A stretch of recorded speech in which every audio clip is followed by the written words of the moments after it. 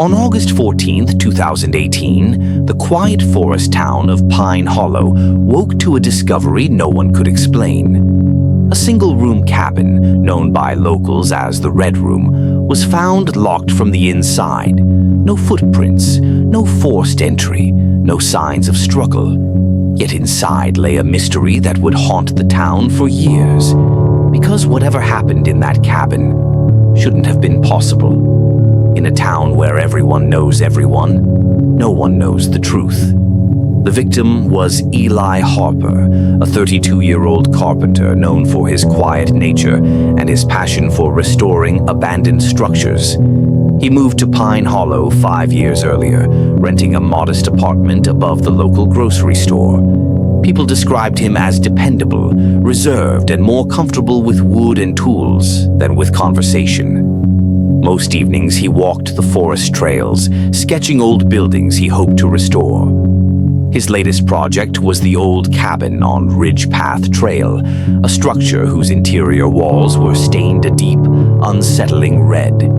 Eli found it eerie but captivating. Locals, however, insisted the place was cursed. Pine Hollow sits on the edge of a vast woodland reserve. The nearest highway is 20 miles away, and cell service flickers in and out. Built on old forestry money, much of the surrounding land is now abandoned logging roads, half-collapsed mills, and forgotten trails. And the town has always carried whispers, stories of disappearances, strange lights, and knocking sounds that seem to come from the trees themselves. Among all these legends, the Red Room stood out. No one claimed to have built it. No construction records existed. Some residents swore it hadn't always been there. On the morning Eli was found, hikers reported seeing the cabin door slightly ajar. Inside, they discovered his body. Investigators arrived quickly and immediately noticed something impossible. The cabin had one entrance, no windows, a chimney sealed decades earlier, and a thick layer of undisturbed dust on the floor, broken only by Eli's own footprints. Yet faint marks on his body suggested he had not been alone. No violence, no clear signs of struggle, just something that hinted at another presence. But no one could explain how anyone else could have entered or left. For 2 weeks, investigators dismantled the cabin board by board. Every nail was cataloged, every surface examined. They found no weapon, no fingerprints, no foreign DNA, and no signs of forced entry. The walls themselves became a point of fascination. Their red pigment didn't match any known commercial paint. Under strong light, the color absorbed more than it reflected, making the room feel dim even under powerful lamps. Specialists called it a non-standard pigment. Locals claimed it was far older than the cabin itself. Inside Eli's backpack, police found his journal.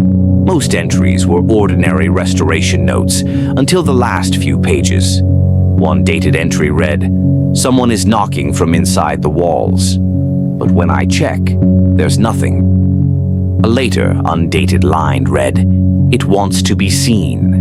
Several hikers also reported seeing a red glow pulsing faintly from the cabin at night, a glow no officer ever witnessed. At the local library, detectives discovered that blueprints Eli had checked out, documents showing old forestry structures, were missing. The librarian insisted Eli had returned them, even handing them to her directly. Yet the archives showed no record the blueprints had ever existed at all. As investigators interviewed people around town, a picture began to form, one that raised more questions than answers. Friends said Eli had told them he felt watched. Others remembered him becoming withdrawn in the final week of his life. One hiker recalled hearing rhythmic tapping from the ground near the trail, as if something beneath the forest floor were trying to communicate. A mechanic said Eli bought the largest padlock in the store, explaining he needed it to keep something in. Another resident, who insisted on remaining anonymous, said the cabin wasn't a structure at all, but a doorway. 6 months after the investigation stalled, a forest ranger discovered something unusual behind the cabin, a fresh circular depression in the soil. Ground-penetrating radar revealed a hollow chamber beneath the foundation, a chamber no one knew existed. Investigators broke through the floorboards to examine it.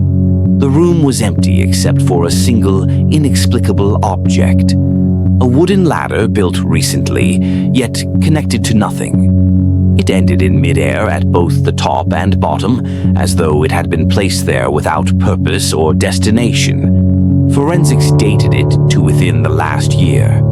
But Eli's journal made no mention of constructing such a ladder, and no tools at the site showed signs of recent cutting or welding.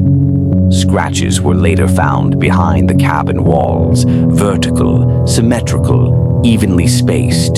Too precise to be from animals, too deliberate to be random. But there was still no indication of how anyone or anything could have entered the sealed structure. 2 years later, another piece of evidence surfaced.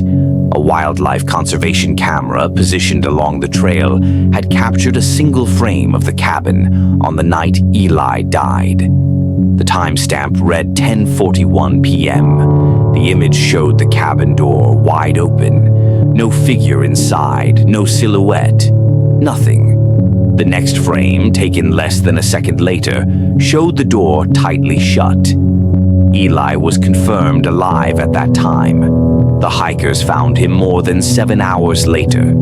In that window, the cabin door opened and closed without a trace of who or what moved it. Today, the Red Room remains abandoned. Authorities sealed it with metal plates, but locals avoid the area regardless. Some claim they still hear tapping near the trail when the woods are quiet. Others insist they've seen a soft red glow forming between the trees at night. The official cause of Eli Harper's death remains undetermined. Unofficially, Pine Hollow has woven it into its tapestry of unsettling stories.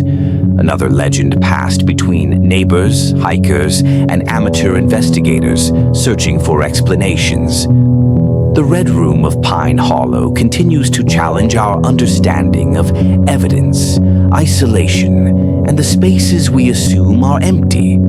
Because sometimes the most disturbing mysteries aren't the ones we fail to solve, but the ones that feel like they were never meant to be solved at all. Thank you for watching. If this story left you with questions, you're not alone. Pine Hollow still holds its secrets, and the Red Room remains sealed to this day. If you want more stories like this, subscribe and turn on notifications. Until next time, stay curious, stay safe, and remember, some doors were never meant to be opened.